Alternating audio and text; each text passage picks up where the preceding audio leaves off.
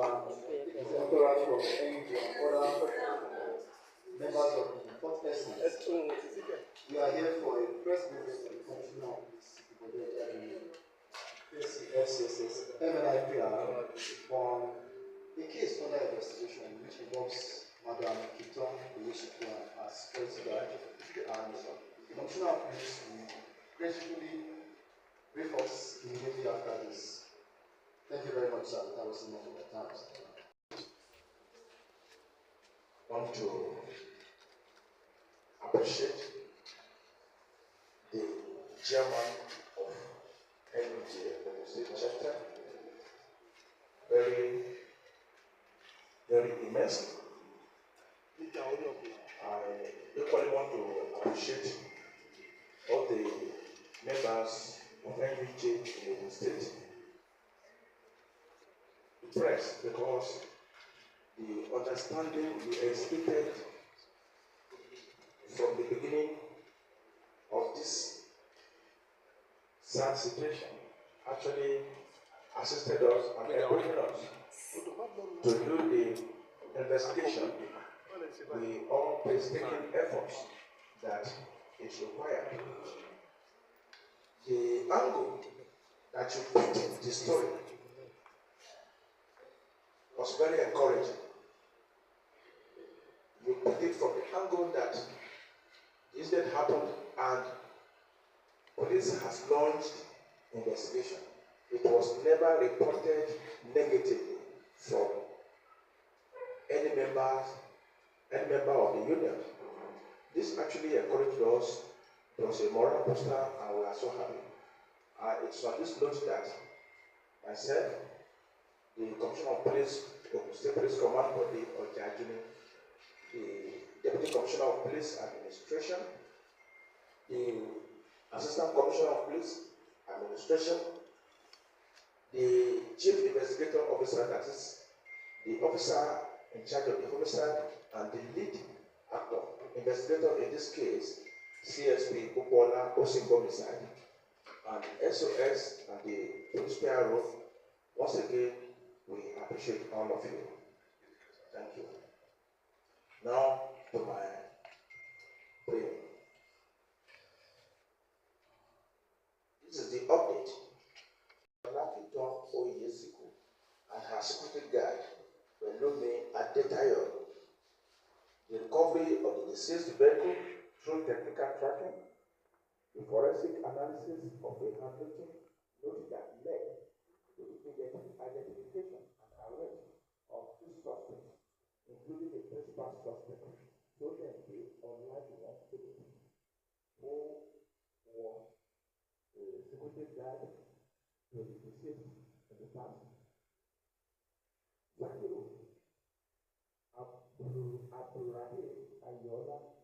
And Togo of that were recruited by the principal suspect Ogtv. The confession of the principal suspect, who admitted recruiting the two accomplices and participating in the murder of Madam Oyesiku, to quote, teach her a lesson, and the apprehension of all suspects connected with the crime.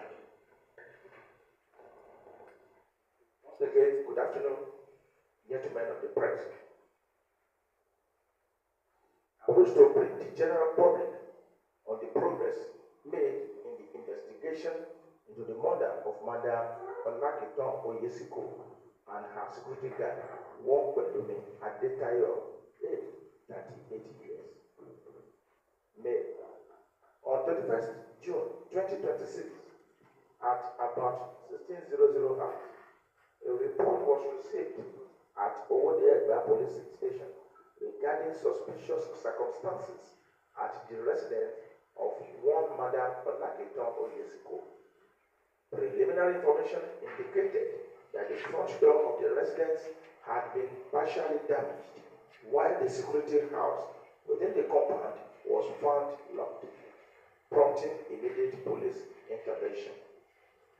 Police detectives were immediately mobilized to the scene upon gaining access to the premises a lifeless body of Pelumi Adetayo, male, aged 36 years, the security guard was discovered inside the security house, while the body of vehicle belonging to the deceased was missing from the compound, raising suspicion of robbery and murder. Consequently, the command launched intensive investigation, intelligence gathering, and technical tracking operations aimed at identifying those responsible and recovering the missing vehicle.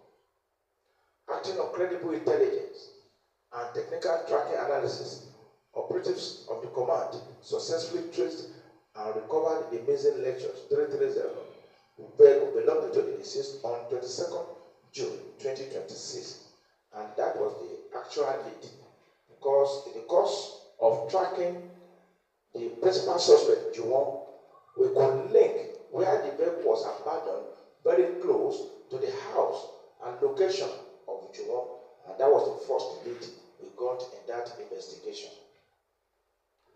Although the ignition key had been removed and the registration number plates detached from the vehicle, detectives recovered the vehicle registration plate concealed underneath of the seat, which enabled investigators to positively identify and confirm that the vehicle was the property of Madam Oyesiku.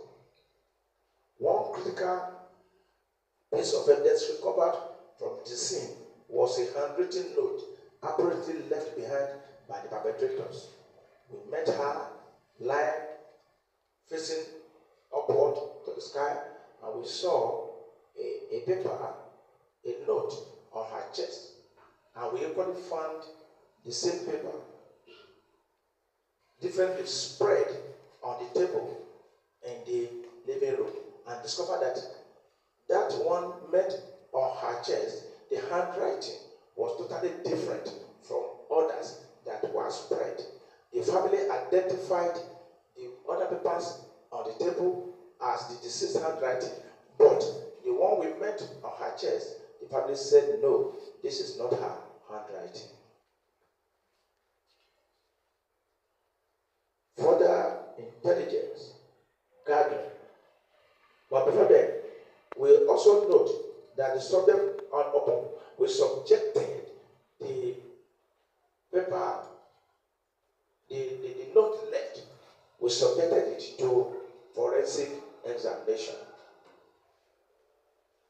and analysis, which generated valuable investigative leads that significantly aided detectives in identifying and tracing those responsible for the crime.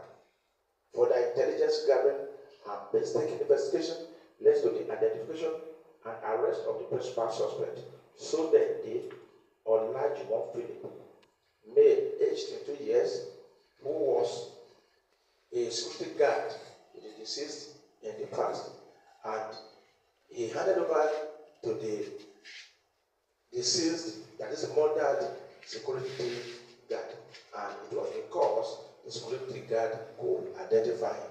So for him to avoid leaving any trace or lead that could lead to his arrest, that was the motive why he killed the security guard.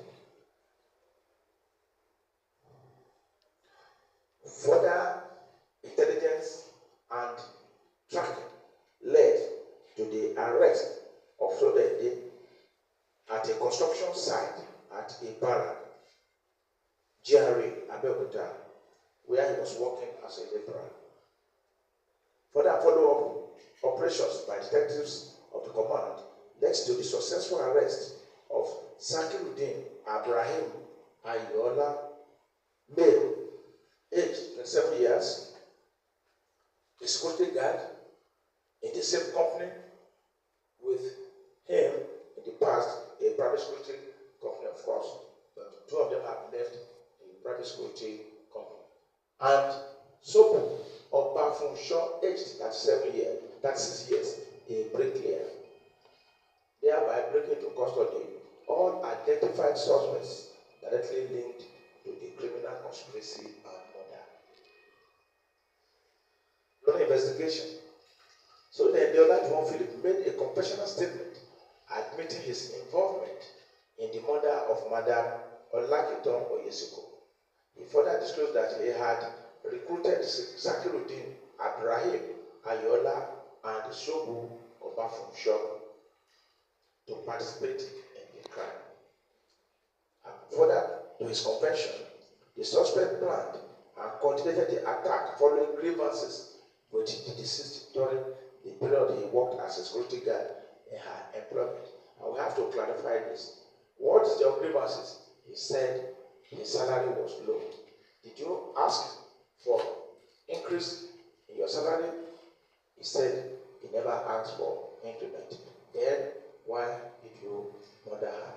He said because the salary was not enough. And in the course of investigation, we discovered that he persistently called the deceased and was demanding for money from time to time until the deceased was pissed off.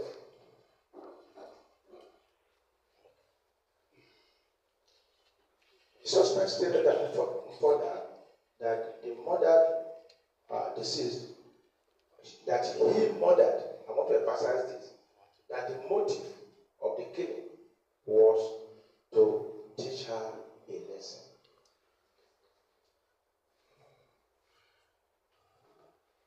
The suspects carried out the act on Saturday, 20th June 2026, in the afternoon.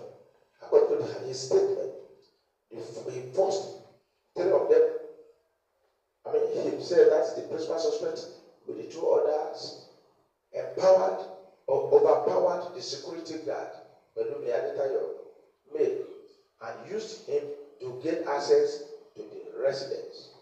Upon gaining entry, they attacked Madam Oyesiku and some